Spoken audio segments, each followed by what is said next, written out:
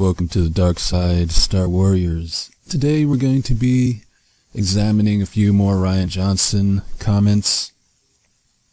The title of the article we're going to be looking at is Star Wars The Last Jedi, 10 Revelations from director Rian Johnson. So, basically he's going to list 10 reasons why The Last Jedi is good, and then he's going to discuss them. I am not going to read all 10 reasons. I'm not even going to read 5 of them. I might read 2 or 3. So let's just get in here and examine what exactly this guy is saying, where we think he's less than truthful, and what we might agree with him about. Okay. So, the article starts, Star Wars The Last Jedi has been spurring conversations and debate ever since it came out. That's very true. We sat down with writer-director Rian Johnson for the latest Empire podcast spoiler special and revealed plenty. Here are 10 secrets from the conversation. Number 1. Luke and Kylo's views are built to mirror each other. With Kylo Ren ready to burn everything down and Luke Skywalker choosing to hide away, there was a lot to explore in their different philosophies. I would disagree with that statement. I don't think there was much there may have been a lot to explore. I don't believe that they actually did explore very much about their different philosophies. But that wasn't a statement from Rian Johnson. That's just some opinion from the person who wrote this article. But now we're going to get into a Rian Johnson quote. From the very start, there is the theme of let the past die, expressed through Kylo very strongly, and to some extent, for much of the movie, by Luke. It is one of the interesting things of the movie that these two opposite poles have come to the same conclusion. I think that could have been interesting. I don't believe it was, but it could have been. And here's a quote from Rian Johnson. I always think if you're cutting off the past, you're fooling yourself. Just burying it in a place where it'll come back. The only way forward is where Rey actually lands, which is to build on the past, not necessarily to wallow in it the way Luke is. Yoda's lesson to him, with the Jedi Books, not to wallow in it, or wallow in its destruction, but to take what's best from it, build on it, and appreciate it, and move forward. Well, here's the thing. It's my opinion and my theory that those Jedi Books symbolized the 6 movies that came before this new trilogy. Everything that the casual audience knows about the Jedi were in those 6 movies. And Yoda basically told us that that stuff is boring. Now, of course, he didn't destroy it when he set fire to that ridiculous tree, and he knew that Rey had taken the books out. So, in some instance, they are trying to build off the past, but they're not taking what's best from it, from what I've been able to see, or conclude from watching 2 of their films. Will I say that they're taking what's the worst things from it? Quite possibly, although I don't think that statement's accurate either. I don't think they're taking much from it except for the special effects, the design of the ships and things. Other than that, they're like, even the Force they're not taking from it. They're turning it into a Marvel mutant ability or something like that. Just this totally overpowered thing that you can basically do anything with. It's clear that this guy is not talking about taking what's best from a story narrative. Yoda talking to Luke, he's talking to the audience. He's telling us to take that he's going to take what's best from the old movies and make new movies out of them. And that's why he's trying to tell you what's good about The Last Jedi. I never needed George Lucas to tell me what was good about Star Wars. I decided that for myself.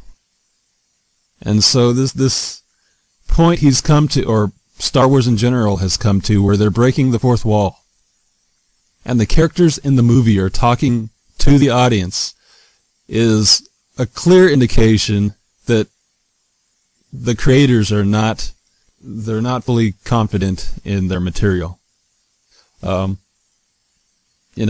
breaking the fourth wall has never been a convention in Star Wars. It's never been a thing. And so for it to automatically do that, they can't say that breaking the fourth wall is something they've taken from Star Wars to move forward with.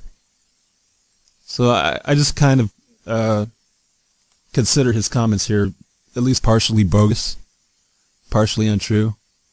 But let's move on to the second reason why he's telling us that The Last Jedi is good. Luke's death had to have resonance.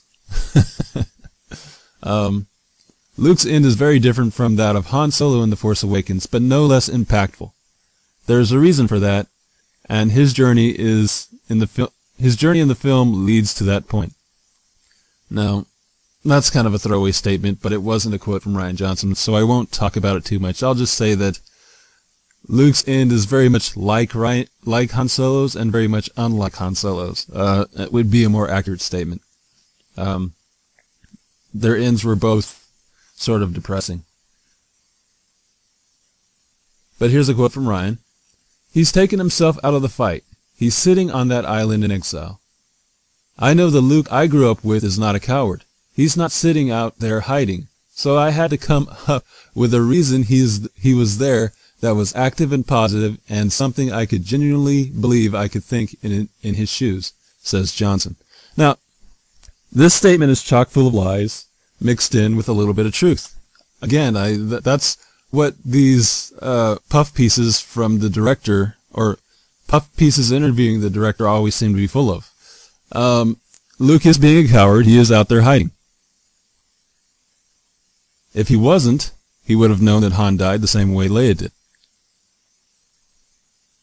I mean, you can take what you want out of his comments, but that's what I see. The guy is being a coward. And for him to say that he's not sitting out there hiding is ridiculous. He's taken himself out of the fight. He's sitting on that island in exile. He's not doing... See, here's the thing. Yoda and Obi-Wan were not cowards when they were hiding themselves. They had a purpose. They hadn't taken themselves out of the fight. They had a hope for the future. They were waiting years for that hope to grow into a man. When a full-grown woman comes to Luke, Luke blows her off. If he was not hiding, then he would have trained her, stayed on that island, and let her do the job that he wouldn't. But Johnson goes on. And the thing that came to me that seemed to make sense to me is this notion that he seems this hero worship of him and of the Jedi that is detrimental to the galaxy.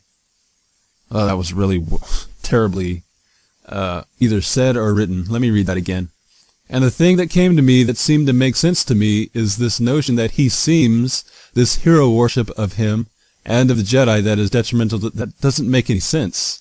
We'll pass that statement because it's just total garbage. The universe has put its faith in its false god of the Jedi, and they need to forget their religion so that they can get back to God. That light can rise from a worthier source. And because he's the last Jedi and a symbol of that, it then becomes this self-sacrifice he has to do to take himself out of it when he knows his friends are dying. When he knows the thing he'd like to do is get back in the fight. That didn't come out in the movie. I'm sorry, but him knowing the thing he would like to do is get back in the fight did not come out in the movie at all. Did anyone else? Please tell me in the comments below if there was even a hint in this movie that Luke wanted to get back into the fight. At all. But let's go on.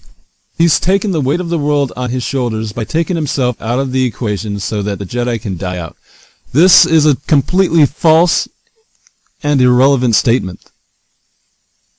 Had Luke put himself back into the fight from the beginning of the movie, Rian Johnson would now be telling us that Luke had taken the weight of the world onto his shoulders by getting back into the fight. And it's my personal belief that regardless of which one he did, he would not be taking the weight of the world onto his shoulders. The end of the movie is him embracing the part of the past that the present needs. which right now is the legend of Luke Skywalker. They need something to believe in.